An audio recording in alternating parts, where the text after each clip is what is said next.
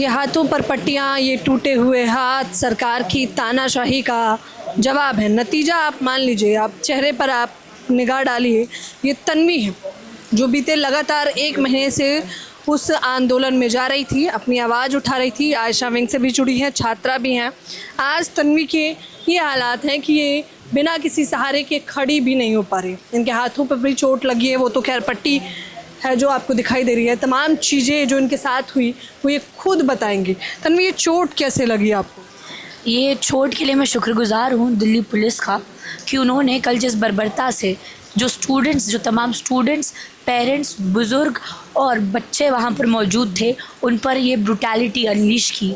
हम जब मार्च हमारा शुरू करते हैं टॉल्स्टॉय रोड से, तो हम देखते हैं कि किस तरीके से लेवल्स ऑफ बैरिकेडिंग जैसे जैसे हम क्रॉस करते हैं, दिल्ली पुलिस बार बार अपना चेहरा हमारे सामने लाती है। हम देखते हैं कि कैसे जब 3rd बैरिकेड क्रॉस होता है तो वो टीयर गैस फायर करना शुरू कर देती है और उसी टीयर गैस के दौरान वो कई स्टूडेंट्स को डिटेन कर लेती है।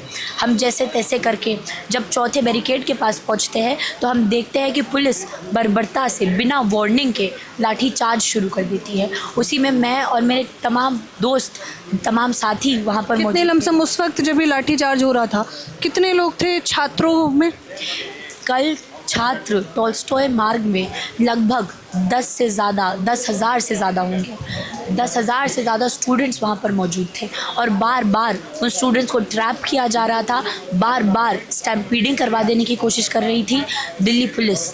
हमने देखा कि जब हमने 4th बैरिकेड क्रॉस किया तो दिल्ली पुलिस बिना वार्निंग के शुरू कर देती है लाठीचार्ज और जैसे तैसे करके स्टैम्पीडिंग से बचते हुए मैं और मेरे कुछ दोस्त LIC बिल्डिंग की तरफ जाते हैं ताकि हमें कुछ शेल्टर मिले, हम लाठी से बच पाए, हमें जो बार बार स्टैम्पीडिंग हो रही है हम उससे बच पाएँ। तो हम देखते हैं कि वहाँ पर पुलिस पहले से मौजूद होती है और बार बार वो कोशिश करती है कि स्टूडेंट्स को धकेला जाए जहाँ पे लाठी चार्ज हो रहा है। मुझे खुद एक पुलिस वाला खींचता है ज़ोर से और फेंकता है उस ग्राउंड में जहाँ पर पुरुष पुलिस वाला, बिल्कुल पुरुष पुलिस वाला मुझे खींचता है और ग्राउंड में भेजता है जहाँ पर पहले से 15 पुलिस वाले मौजूद हैं जो कि पथराव कर रहे हैं, जो कि लाठियाँ बरसा रहे हैं और बोलते हैं कि यहाँ से निकलो।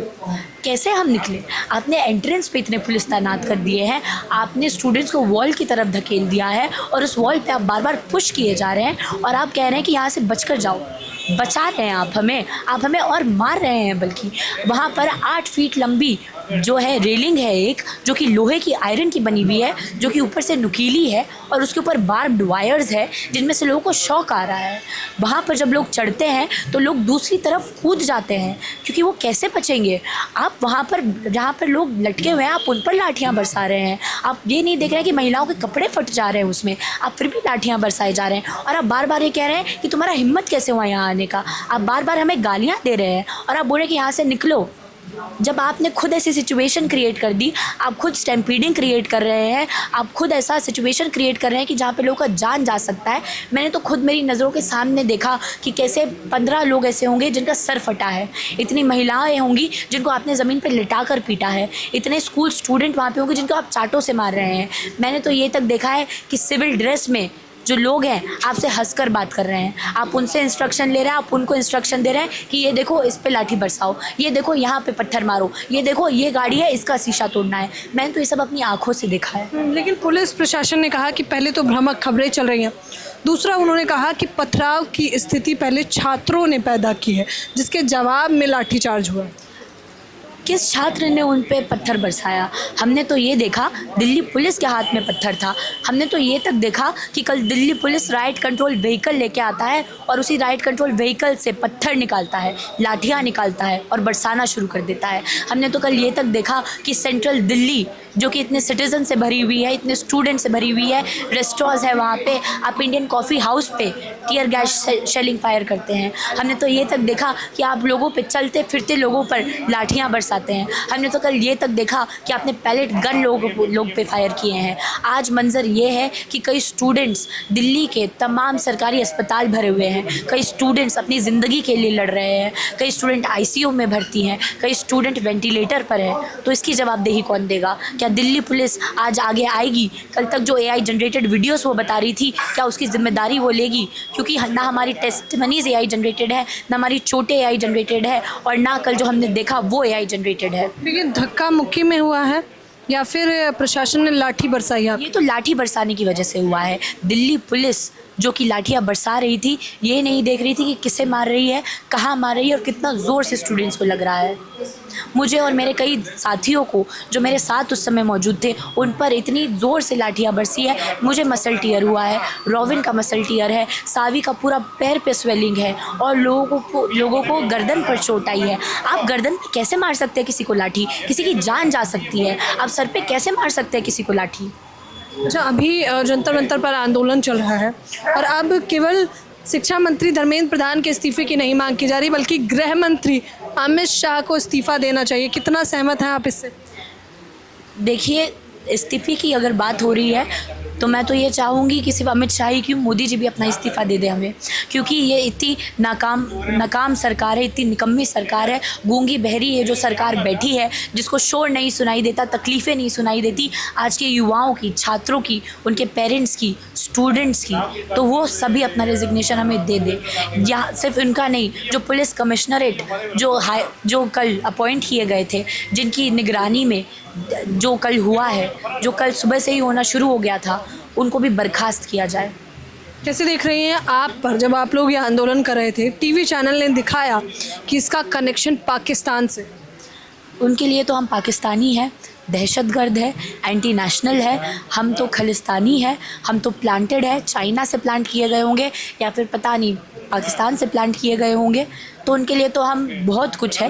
बट उनसे मैं ये कहना चाहूँगी कि अगर उन्हें लगता है, अगर उनमें थोड़ा सा भी ज़मीर बचा है, अगर 10 साल से उनके पास अगर खूब पैसा आ गया है, तो एक बार जंतर मंतर आए, एक बार दिल्ली की सड़कों पर उतरे और देखें कि कौन यहाँ पर मौजूद है, कौन यहाँ पर बार बार अपनी जो चीखें हैं, वो अपनी जो मतलब तकलीफ़ें हैं, वो सुनाने की कोशिश कर रहा है। वो एक बार आए। कहा जा रहा है कि आप लोग इस देश को क्यों तोड़ना चाहते हैं? कल शीतकालीन सत्र का पहला दिन था और आप लोगों ने पहले ही दिन हंगामा कर दिया। हमने हंगामा किया, और ये जो 20 जुलाई का कॉल था वो तो हमने 5 दिन पहले दे दिया था। हम तो आपको पहले से बताए हुए हैं। हम तो 1.5 महीने से अपील कर रहे हैं कि आइए, हमसे मिलिए, आइए, हमारी तकलीफ़ें सुनिए, हमारी बात सुनिए, अपना रेजिग्नेशन दीजिए। हम कल रकस हमने क्रिएट किया। कल आप जो ऊपर से बैठ के ऑर्डर्स पे ऑर्डर्स दिए जा रहे थे, आप बार बार पुलिस को कहे जा रहे थे, आप अपने गुंडों को कहे जा रहे थे कि इसे पीटिए, पैलेट गन का यूज़ कीजिए, रबर गन का यूज़ कीजिए, लाठी का यूज़ कीजिए, ऐसी लाठी का यूज़ कीजिए जिसमें कील हो। तो क्या रकस हमने क्रिएट किया या फिर रकस आपने क्रिएट करवाया? आपने ये प्लांट किया, आपने स्टैम्पीडिंग कल करवाई, आपने राइट कंट्रोल व्हीकल से राइट्स की सिचुएशन कल क्रिएट करी है। इतनी तस्वीरों के बाद अब आगे की क्या रणनीतियां हैं आंदोलन को लेकर? क्योंकि आज भी आप लोग आंदोलन कर रहे हैं इस भरी बरसात में। ये आंदोलन तब तक चलता रहेगा, तब तक पीछे नहीं हटेगा, जब तक हमारी डिमांड्स नहीं सुन ली जाती, जब तक धर्मेंद्र प्रधान, इस पूरे देश भर का नकारा हुआ शिक्षा मंत्री, अपना रेजिग्नेशन हमारे हाथ में नहीं थमा देता, हम लोग तब तक पीछे नहीं हटेंगे जब तक हमें इंसाफ नहीं मिल जाता। तन्वी, हाथ तोड़ दिया गया है, पैर तोड़ दिया गया है, सर फोड़ दिया गया है, किसी ये आँख का एक हिस्सा गायब है।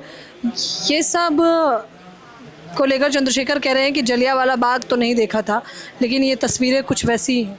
बिल्कुल, क्योंकि आप देखेंगे जिस तरीके की पुलिस ब्रुटैलिटी हम पर की गई, हम स्टूडेंट्स पर, हम आम छात्रों पर, कॉमन सिटीजन्स पर, बच्चों पर, बुज़ुर्गों पर, महिलाओं पर, वहाँ कल तो ट्रांस पीपल पर भी आपने ये किया। आप इतने लोगों पर ये कर चुके हैं और आप बार बार ये किए जा रहे हैं, तो ये किसी जलियांवाला बाग या फिर किसी भी ऐसे मंज़र से कम नहीं है जहाँ पर जो विश्वास है बार बार हमें टूटते हुए दिखा है दिल्ली पुलिस पर, इस सरकार पर। तो आपने तो फिर एक बैज ऑफ ऑनर अपने ऊपर लगा लिया है, जहाँ पर अब हमारी जो डिमांड है आपके रेजिग्नेशन की, वो और मजबूत हुई है। जब आप ये कहते हैं कि इसमें पुलिस प्रशासन मिला हुआ है, जब आप ये कह देते हैं कि प्रशासन ही लिप्त है और फिर आप मांग भी प्रशासन से ही कर रहे हैं, तो उम्मीद है कि प्रशासन आपकी मदद करेगा? देखिए, प्रशासन से हम ये मांग कर रहे हैं क्योंकि उस प्रशासन को हम ही ने प्रशासन बनाया है। We live in a democratic country, और डेमोक्रेसी में अगर आप अपने काम करने में सक्षम नहीं हैं तो ये जनता बहुत अच्छी तरीके से जानती है कि कैसे आपका जनाजा निकाला जाए, कैसे आपको अपनी गद्दी से उतारा जाए। तो ये जो जद्दोजहद है वो जब तक जारी रहेगी, जब तक आप हट नहीं जाते, जब तक आप रिज़ाइन नहीं कर लेते, जब तक आप अकाउंटेबिलिटी नहीं ले लेते। जो आपने किया है पिछले 10 सालों में, जो आपने किया है कल इस दिल्ली में, कल देश की राजधानी में। हाथ ऊपर तक नहीं उठ रहा है तन्वी का, आप सोचिए हाथ हिलाने डुलाने में भी दिक्कत हो रही है। तो ये है कि जब आप गिरे या आप पे लाठी बरसाई गई तो आपको लेकर वहाँ से कौन गया अस्पताल तक? कोई नहीं, हमने तो वहाँ पर एम्बुलेंसेस को देखा ही नहीं। दिल्ली पुलिस, हमने तो ये तक देखा 2 एम्बुलेंसेस थी हमारे सामने, जहाँ पर आप कह देने को फर्स्ट एड के नाम पर लोगों को बिठा ले रहे थे 2 मिनट और कुछ भी करके आप छोड़ दे रहे थे लोगों को जिनको एक्सट्रीम चोटें आई हैं। फिर आप एक एक करके पुलिस वाले को ही बिठाकर उस एम्बुलेंस में ले जा रहे थे। तो फर्स्ट एड और हॉस्पिटल तक लोग खुद से गए हैं। लोगों ने कल एक दूसरे की मदद की है। जो प्रोटेस्ट था उसमें लोग एक दूसरे की मदद कर रहे थे। ये प्रोटेस्ट बिल्कुल पीसफुल प्रोटेस्ट था। ये प्रोटेस्ट 6 तारीख से पीसफुल था, है और आगे भी रहेगा। क्या किसी की जान भी गई है इस आंदोलन में? देखिए, हम पुख्ता नहीं कर सकते इस चीज़ को, बट जैसा हमें समझ आ रहा है बहुत लोग क्रिटिकल कंडीशन में हैं, कुछ लोग वेंटिलेटर पे भी हैं, कुछ लोग आईसीयू में भी हैं, और अभी भी दिल्ली के तमाम सरकारी अस्पताल हैं, चाहे वो आरएमएल हो, चाहे वो एम्स हो, वो आज भी भरे हुए हैं। क्या चोट सिर्फ यही है या फिर तन्वी अंदरूनी चोटें भी आपको लग? अंदरूनी चोटें भी है। मेरे हाथ में मसल टीयर है, मेरे बैक में, लोअर बैक में इंटरनल पेन है जिसमें मैं बिना किसी के सपोर्ट के चल नहीं पा रही हूँ। मेरे ब्रेस्ट में एक तरफ स्वेलिंग है, दूसरी तरफ स्क्रैच मार्क्स हैं, और मेरे बॉडी पार्ट्स में अलग अलग जगहों पर स्वेलिंग है जो कि खींचातानी की वजह से हुई है। परिवार ने जब ये सब देखा अपनी लड़की को, क्या कहा उन्होंने? देखिए, मतलब ऑफ कोर्स चिंता ही व्यक्त करी, बट अब हम जिस हालात में इस देश में रह रहे हैं तो हम ये समझ रहे हैं कि ये जो सरकार है वो किस एक्सट्रीम तक जा सकती है। हमने तो देखा है स्टूडेंट्स को आज भी जेल में बंद होते हुए, हमने तो देखा है लोगों की सड़कों पर जाते हुए, हमने तो देखा है लोगों पर गन्स फायर होते हुए। तो हम तो जानते हैं कि ये सरकार क्या कर सकती है और क्या करना चाह रही है, पर हम टस से मस नहीं होंगे। हम तब तक पीछे नहीं हटेंगे जब तक आप हमें सुन नहीं लेते, जब तक आपको तकलीफ़ नहीं होने लग जाती। आखिरी सवाल, अब आप किस किस से इस्तीफे की मांग कर रहे हैं? हम इस्तीफ़े की मांग धर्मेंद्र प्रधान से कर रहे हैं, और हम बार बार करते रहेंगे जब तक धर्मेंद्र प्रधान अपना इस्तीफ़ा दे नहीं देता। और हम ये चाहेंगे जो पुलिस कमिश्नर हैं वो उन्हें जो है अपनी जॉब से निकाला जाए, उन्हें बर्खास्त किया जाए। जो पुलिस कमिश्नर रातों रात यहाँ पर तैनात किए गए हैं और उनकी तैनाती के बाद ये आलम देखने को मिला है। तन्वी कह रही है कि सबसे पहले शिक्षा मंत्री का इस्तीफ़ा लीजिए, फिर पुलिस कमिश्नर को बर्खास्त करिए। और नेहा भी अभी मंच से यही कह रही थी कि अगला नंबर गृह मंत्री के बाद पीएम मोदी का ही होगा। इन तस्वीरों के बाद आप लोग भी हमें अपनी राय ज़रूर दें कि आखिरकार हम कैसे लोकतांत्रिक देश में रह रहे हैं जहाँ पर आने वाले भविष्य को इतनी बुरी तरह से पीटा जा रहा है। कैमरामैन नावेद के साथ ज्योति यादव।